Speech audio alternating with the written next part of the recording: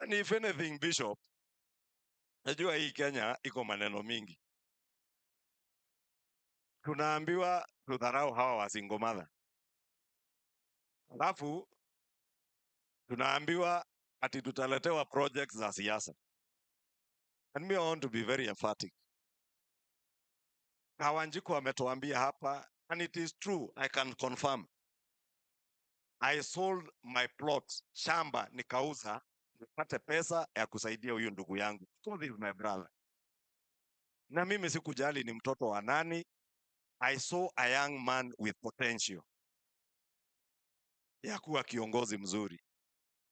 Nikauza plot, nikasaidia. Na sijai tangaza, ni yeye ametangaza. But he knows. Si ndio?